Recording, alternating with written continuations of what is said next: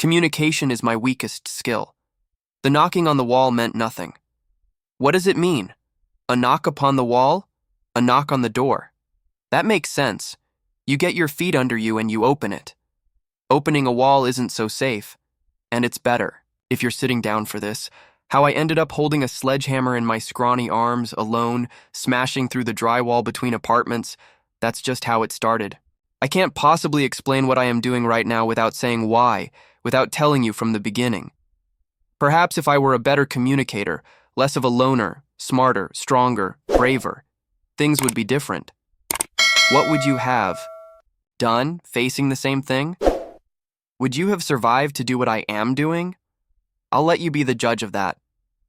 After moving into my new apartment, I immediately began to unpack. That's the best way to do it.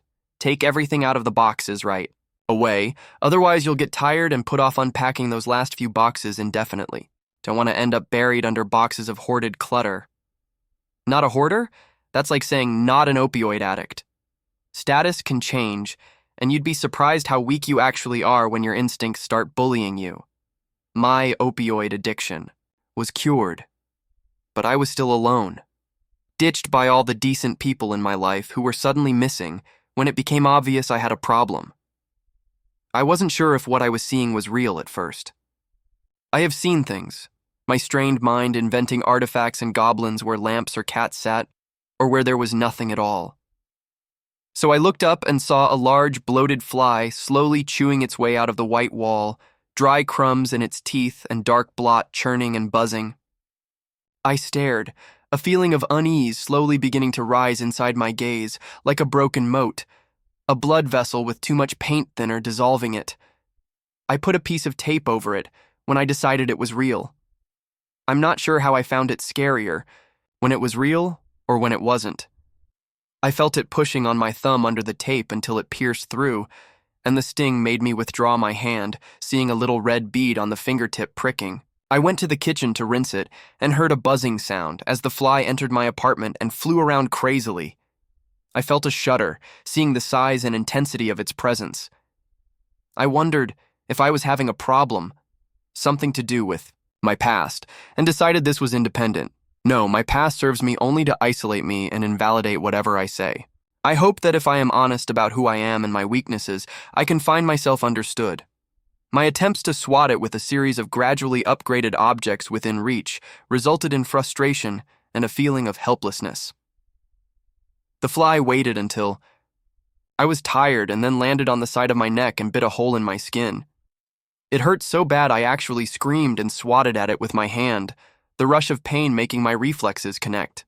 I took my hand away, and amid the sticky red cells was the blasted remains of the fly, looking like a tangled mess of guts erupted from its nasty insect body. It twitched and stared with its compound eye, buzzing in death.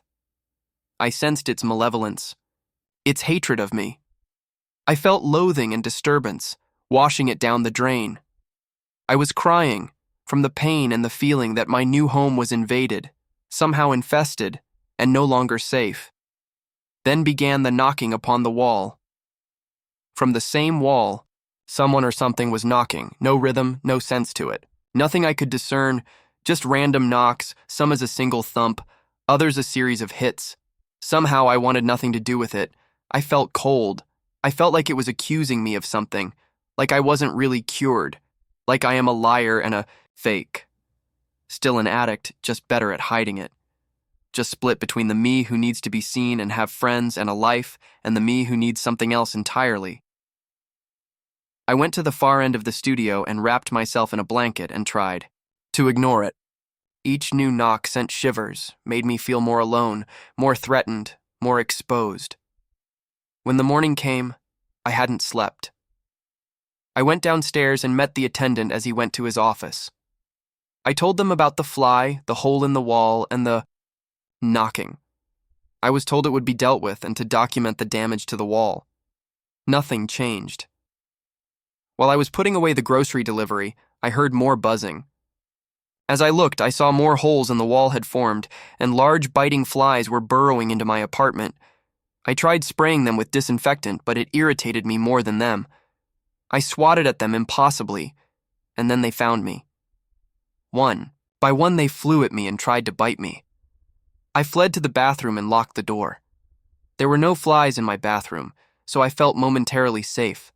I was too terrified to go back out there. I tucked towels under the crack in the door and slept. On the floor in my bathroom, crying myself to sleep, terrorized by the swarming insects. I say swarm, but really there were only half a dozen of them out there. I hadn't seen them in large numbers yet. My dreams tried to comfort me, reminding me of my anthropology studies.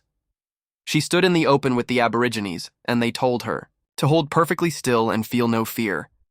Millions of bush flies swarmed over them, coating their entire bodies. No bites, and the flies were only interested in eating the dust saturated in sweat off of their bodies. When everyone was sparkly clean, the swarm moved on. I woke up and took a shower, not to get clean, but to feel clean. Formication is the name of the sensation of having insects crawling all over your skin, and it is the worst thing to feel. I felt it when I woke up, a dirty feeling, a cold, dirty feeling. They were crawling all over my skin, and some had chewed entrances and now crawled underneath, making nests and laying eggs. That is what my body and my mind agreed upon, although I could not see anything.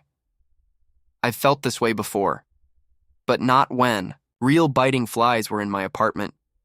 I let the water run until it went cold. My shallow breathing made me cough and turn the cold water off. I wasn't shivering. My skin was sensitive, and the cold water had helped soothe the unpleasant crawling. Leaving. The bathroom was a moment of dread. The flies were all landed, and I managed to get my work uniform and get dressed in the bathroom. When I left, they were watching me. After work, I stopped at the store and acquired a can of Vespicide. The spray was an old-school toxin sold by a wizard, and if it could kill a murder hornet, it could kill a mutant fly. At least that is how I regarded my weapon as I rode the bus home. Before I went inside, I hesitated. The stress of the last 2 nights was getting to me, and I was afraid to go in. Armed with the spray, I made myself go in and mechanically and stiffly walked around, trembling and feeling on edge. When I saw one of the flies take off from a counter and make a beeline for me, I sprayed it. It retreated, flew in a death spiral, and then fell dead to the floor. I let out some kind of noise in relief and victory. I stood there, waiting for any more attacks, but it seemed there was just one fly who wanted to test me.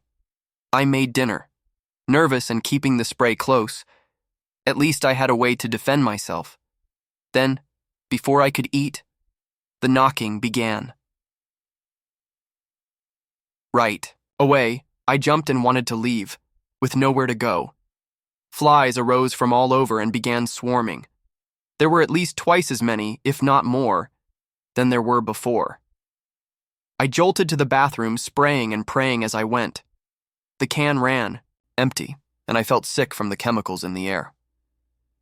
In the bathroom, I opened the small window and turned on the fan. I stuffed towels under the door and did another night in the bathroom, crying and rocking myself while the buzzing and the knocking continued. This is how it went, for 2 weeks, and I complained about it. My sleeplessness and the mess of my place, and the stress and terror was taking a toll on me.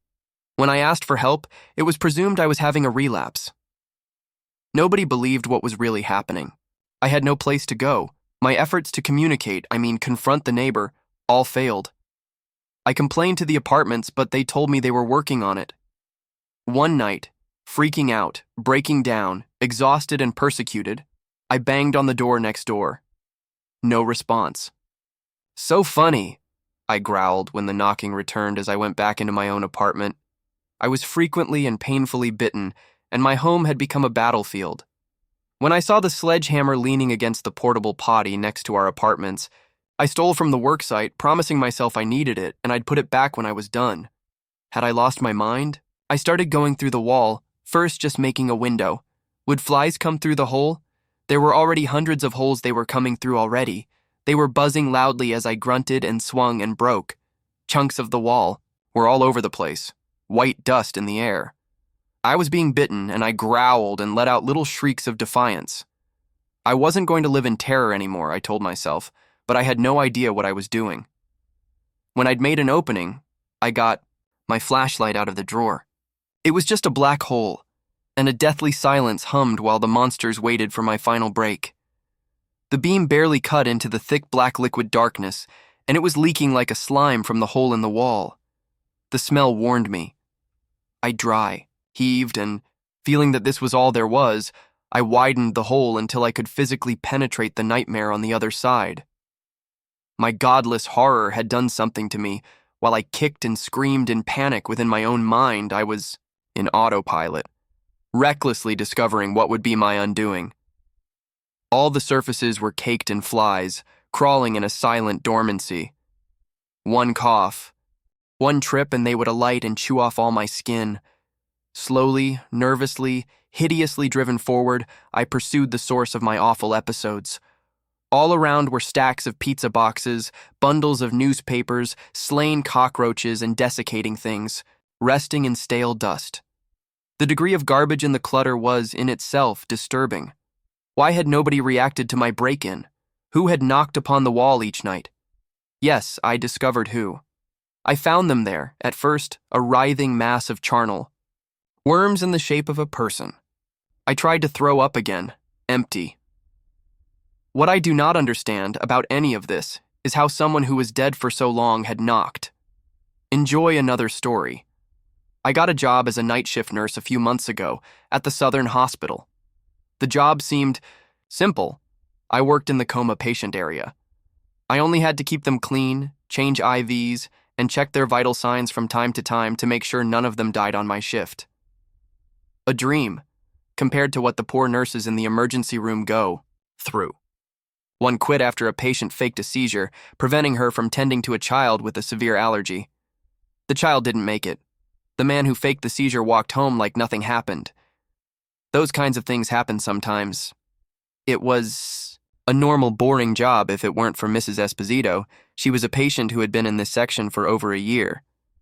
I was told she'd had a domestic accident, though no one knew exactly what happened.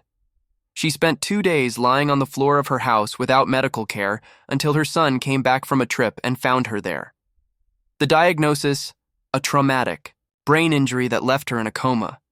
Her family, like most here, rarely visits.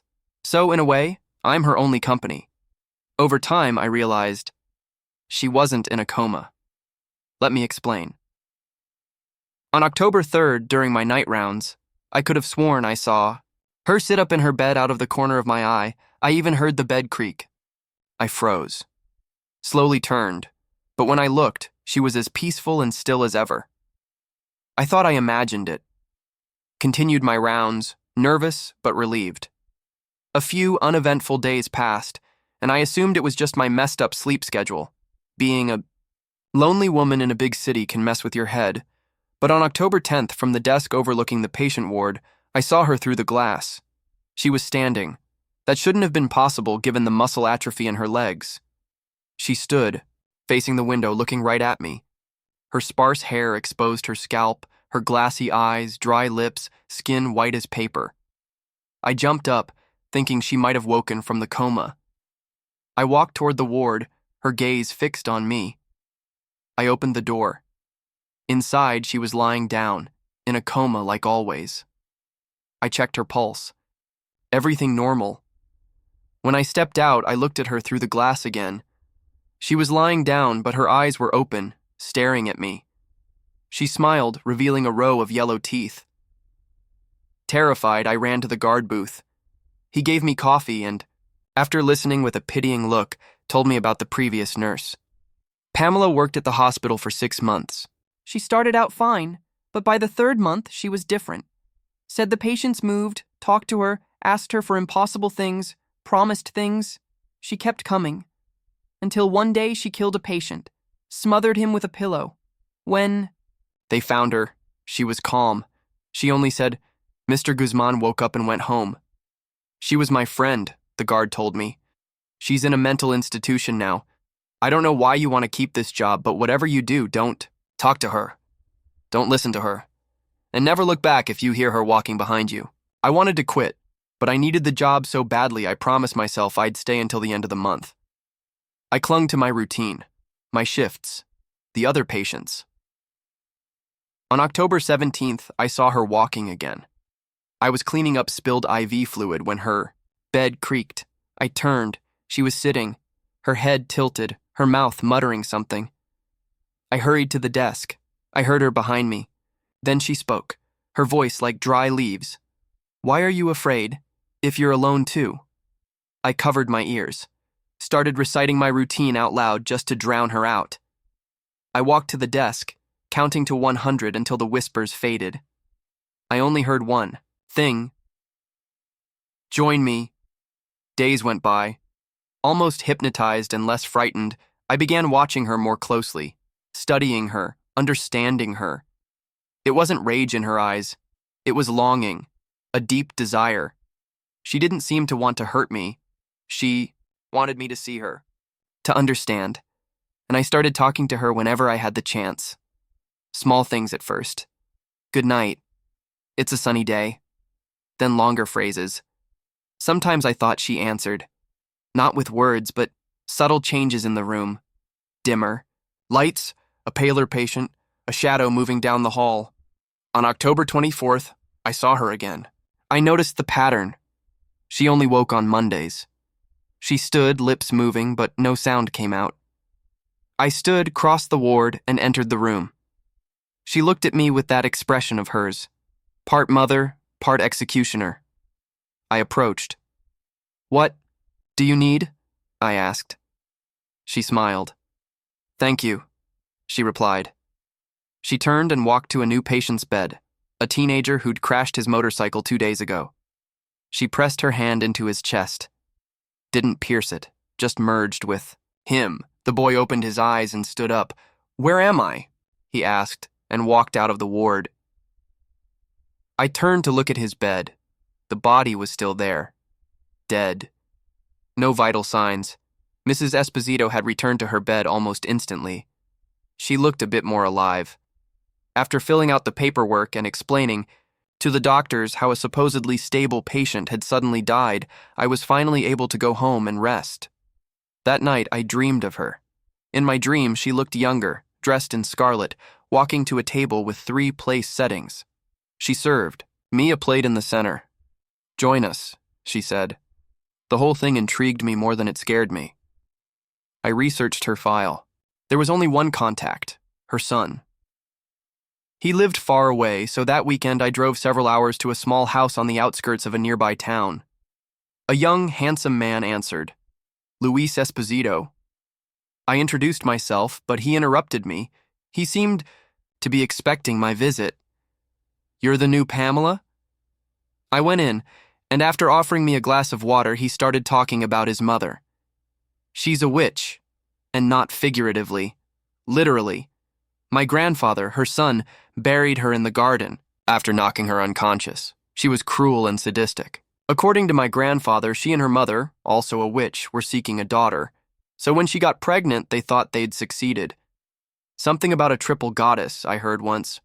But when she gave birth to a boy, their plans fell apart. She tried everything to have a daughter, but time was unkind. As the years passed, her mother gave up, embraced her humanity, and died. But not her. She wanted to extend her youth and fertility at any cost. Even forced my grandfather to, try to give her a daughter. Must have been hard for him. One day, under too much pressure, he smashed her head against the wall until she stopped moving. Buried her in the garden, as I mentioned. But she kept appearing. Whispers at night, the stench of smoke and rot, apparitions in dreams, shadows moving in empty rooms. Every day was a new torment. Over time, the manifestations lessened. By the time my grandfather had my father, she only showed up 4 days a week. "Wait, your grandfather's mother? How long has she been in a coma?" I asked.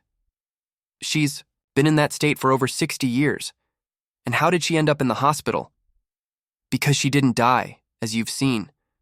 When my grandfather died, my father unearthed her, and her body was intact. Warm. No trace of worms.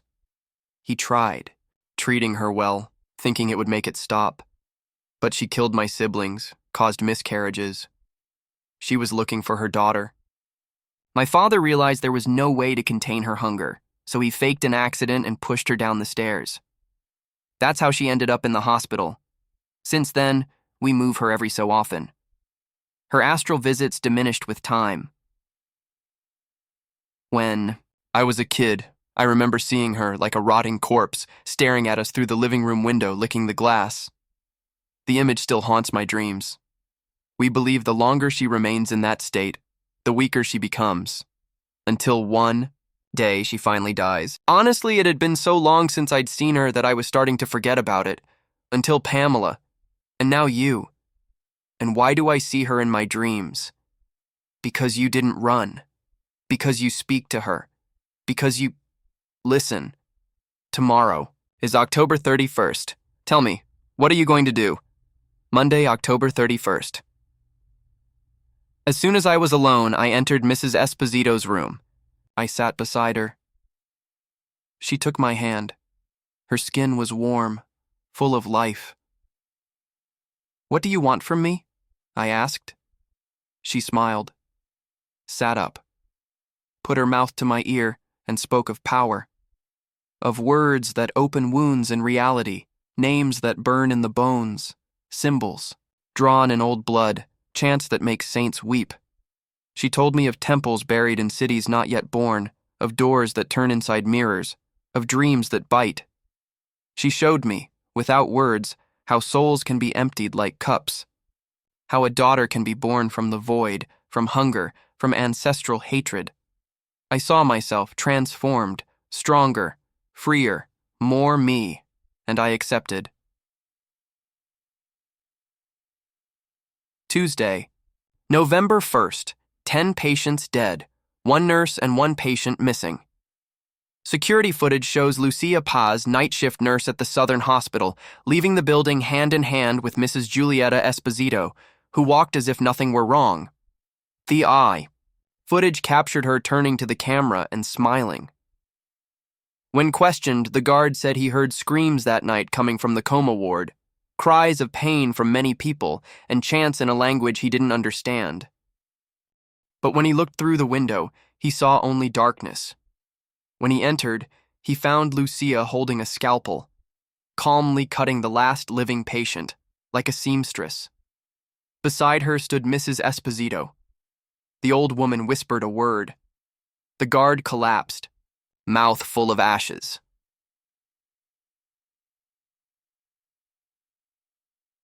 Friday, November 4th. Massacre at Luis Esposito's home. The house was invaded during the early morning. His body was found in fetal position, inside the oven. Signs of cannibalism and torture. He was in such a state he had to be identified by fingerprints and dental records. Curses were written on the walls in ashes. Mrs. Esposito is feeling much better. She eats ravenously and grows stronger every day. After helping her get up at the hospital and helping the other patients go home, I took her back to her old house where she finally made peace with her family. I'm so happy to help her. She's so wise and powerful. We prepared an altar with boiled bones from a family member, drew with the dried blood of forgotten saints. Each night we sit to read the names no one should utter anymore. She's taught me to see the world differently, with my eyes closed, from within, as if flesh were just a passing layer. She's promised. I'll become so powerful that people will obey with a whisper from my lips. To speak with the wind, read the stars, sing chants that make our will heard, summon familiars, and travel astrally. The time is near. She only asked one thing in return. A daughter, maiden, mother, crone. When I was about 11 or so, I and a friend of mine became obsessed with sneaking out of the house late at night. It was never on a school night, mind you. I wasn't a scoundrel, just a bored, restless tyke looking for adventure. Ricky and I would just pick a random rendezvous point in class every Friday afternoon. A convenience store, a spot in the woods, or even one another's house. The place changed, but the time was always the same. 2 a.m. Saturday morning. The time was strategically chosen. Late enough that our parents would be asleep, but early enough to get back home before they were awake. An added bonus for Ricky.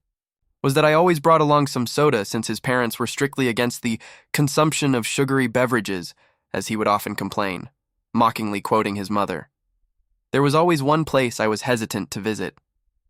Ricky suggested it every time, but I wouldn't even consider it, pleading for him to quit bringing it up. It was a waste of time. I was dead set against it. It was the old railroad bridge over Mill Creek where some teenage boy had hung himself. "I bet it's haunted," he would say. "I know." "You don't play around with that stuff. You never know what'll stick to you, what you'll bring home," I would advise. I thought it was sage advice and really believed it. I didn't believe in provoking the spirits. I didn't play with Ouija boards or spin around in front of a mirror insulting some long-dead witch just for kicks. Nope, leave them things be. But his persistence paid off. Against my better judgment, I finally agreed. I stealthily made my way out of the house that Saturday morning.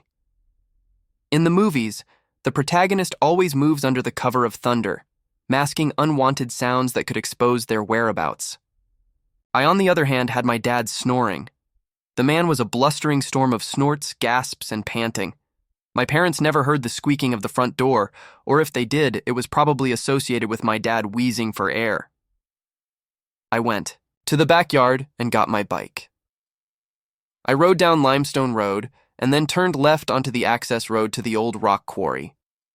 Halfway down was a dirt path to the side meandering through the woods. It was difficult to see under the nighttime shade of the trees, but with a little concentration, I made my way without running off the path. When I reached the edge of the bridge, I saw Ricky's bike lying on the ground. He was standing at the middle of the bridge. Under the moonlight, I could see him waving me onward. As I started walking across the tracks, a new fear began to envelop me, a fear more attached to reality. The bridge hadn't been used in more than 50 years, its stability more than questionable at this point. The metal was rusted, but worse than that, the cross ties were rotted and loose. It was a steep fall to the water below. Falling in the creek during the day was one thing, but during the night was quite another. Nightmare scenarios flashed through my mind. I saw myself falling in the deep, dark water, and pulled under as I tried to swim to a shore by the boy who had hung himself. "Where's my soda?" Ricky asked as I carefully approached. "Crap, I forgot." "It's all right. Next time you owe me two." Ricky turned and looked down into the water. "I dare you to jump in." "No way, man," I responded. "Why, because that boy's down there?" The same nightmarish thoughts had burrowed through his head as well. We sat down and let our legs dangle. In time, the aura of fear dissipated. The cool night air and the sound of the gently flowing creek lulled us into a sense of tranquility. Then there was a loud screech from below, a sound unlike anything I had ever heard. Ricky and I jumped to our feet and ran toward our bikes. There was no talk. We concentrated on escape. This time, my journey across the bridge was swift, the fear of falling replaced by the fear of being caught. We hopped on our bikes and pushed through the forest, up the access road and out onto Limestone Road. We pedaled up the road a bit before we finally stopped, too tired to go any further. "What was that?" Ricky managed asked after gulping. "For air." "I don't know, but I think I want to be farther away." It was a hasty trek up Limestone Road to our neighborhood. We parted ways not soon after getting to our neighborhood. I was far from being late. My parents were dead to the world, sleeping without any worry that their boy was not anywhere else but safe in his bed. No, time was still on my side, but I was ready to be back home. I took a shortcut up Goodwin Road. It was a gravel road that ran alongside the railroad tracks. There used to be 5 or so houses opposite the railroad tracks. There was a boy named Timmy that used to live on there. Kids used to visit him just to feel his house shake as the train roared by. Now there were only 2 houses left, one at each end of the street. The house at the end where I entered the street was abandoned. The roof had caved in and most of the paint was peeling off. For some odd reason, the house looked to me like it had a face, a miserable, angry scowl with an open mouth and bulbous eyes. Most of the other houses were knocked down. The street had only one resident. That house at the other end of the street was well kept. It was quaint and lively, with pruned bushes and maple trees. It was somewhat spared the rigors of passing trains, since the tracks curved away from the house. It was the only house with a noticeable front yard. The other houses were simply road and a 2-foot-wide patch of grass. As I turned onto the road, I noticed a little bicycle next to the abandoned house, not lying on its side, but standing on its wheels with no noticeable kickstand. I was convinced that the moonlight was playing tricks on me and that surely the bicycle was leaning up against the house. Then the bicycle started to roll. I waited for it to fall over. I expected it to fall over, but it didn't happen. The little bicycle kept rolling towards me. For a second time that night, I was fleeing for my life. I pushed against the pedals, like I was stomping a snake, hoping to accelerate my bike to warp speed and well on my way home. I got to the end of the street and turned left onto the adjoining street, crossed the curving railroad tracks, and stopped. As strange as it sounds, I was curious as to where the bicycle was going. I turned around, half expecting to see nothing, convinced that it was an illusion, an aftermath of adrenaline I had experienced on the bridge. Yet, there it was, slowly making its way up the street. It rolled with careful precision, avoiding rocks and potholes, its spectral operator seemingly well acquainted with the road it was traversing. When it passed under the lone streetlight, I noticed that the little bicycle was pink with long tassels hanging off the handlebars. It rolled into the well-manicured yard up to the front porch and fell on its side. I called Ricky on Sunday and told him what I had seen. He didn't believe me, but was willing to check it out not next Saturday, but the Saturday after that. He had to go out of town next week and spend the night at his grandmother's. When the Saturday after next rolled around, I almost decided not to go, but Ricky's skepticism convinced me otherwise. I wanted him to see it, but I also didn't want to see it for myself. I felt like I was tempting the spirits. I didn't want whatever was on that bicycle following me home. This time I decided we should camp down by the tracks near the abandoned house. If the bicycle was still there and started to move, then we would follow it. If it wasn't there, we could explore the abandoned house. Maybe the owner of the other house had tossed it in a landfill and we would never see it again.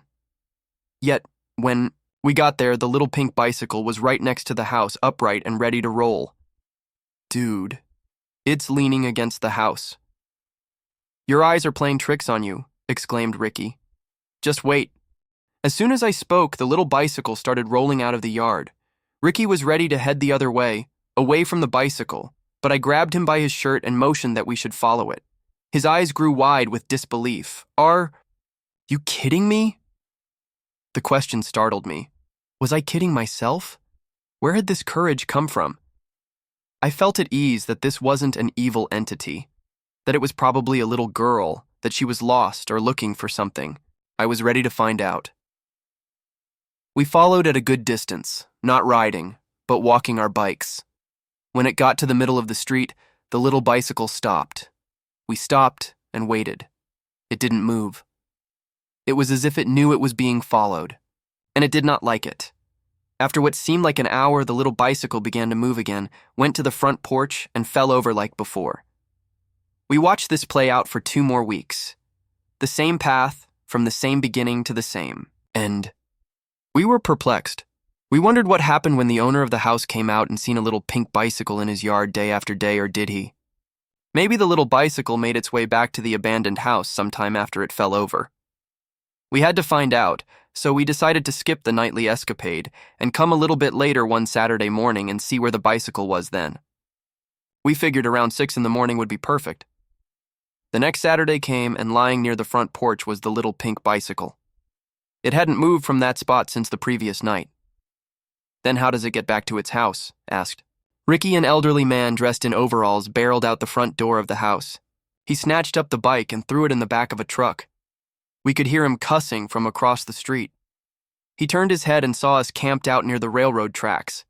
He surmised that we were the responsible party, seeing that we were staked out, observing his hilarious reactions. "You little shits think this is funny, do you?" he yelled. "You won't let me have any peace." He sauntered across the street and grabbed me by the collar. "What's your problem?" "I don't have any problem, sir. Why do you keep putting that little girl's bike in my yard night after night?" "I don't know what you're talking about, mister." I lied, of course, but I didn't know how to explain it. I didn't kill her. It was an accident. My boy paid for it. He paid for it on that bridge. Damn it, he paid for it. He paid for it. Leave me alone.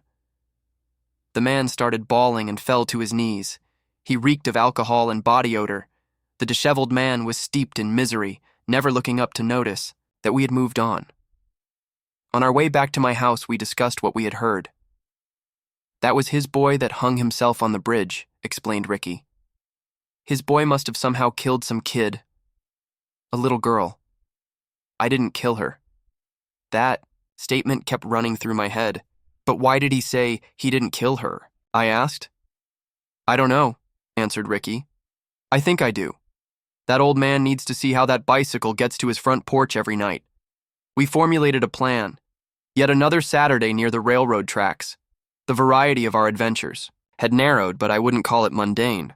It was the Saturday of all Saturdays. The last Saturday of our nightly adventures. The Saturday I will never forget. There was a threat of storms. The spirit was parading through its ritualistic pilgrimage, doling out punishment for the unlucky penitent, rolling along on tiny, torturous wheels. The old man bared no cross. He carried a little pink bicycle. As soon as it crossed under the street lamp, we ran up the front porch stairs and started ringing the doorbell and banging on the door, yelling and screaming nonsense. Anything that would provoke the dead to awaken. We caused such a commotion that we were sure the old man would come out and shoot us or call the police, but we had to take a chance. The porch light came on. The door slammed open. The old man stormed out in nothing but a pair of underwear and a white tank top. What in the hell is going on? The old man shoved Ricky into the front porch swing. Thunder exploded. A train horn blared in the distance. Look, mister, I pointed towards the bike. What are you yapping about? I'm calling the police, but not before I tan your hides. Look down there, you stupid old bastard. The old man cut his eyes at me, surprised at my boldness. He gingerly made his way down the stairs and stood out in the yard. Rain poured down, slanting with the brutal wind. The little pink bicycle wavered but never fell. It moved forward, directly toward the old man, deviating a bit from its usual path. He backed up, his arms and legs shaking with fright. The ground began to shake. The old man cried aloud, blustering about something. He was difficult to hear with the storm and the approaching train. Forgive me! Forgive me! I heard through the brief respite in the storm. Thunder and horn blared again. The rain picked up, the ground shook. The old man turned and ran towards the track. He paused, looked back, and then dove in front of the train. His body was thrown a good distance in front of the train. A glare of shadow momentarily blocking the engine's headlight was the only indication that the man had not yet been run over. The train brakes squealed, but the train kept on moving.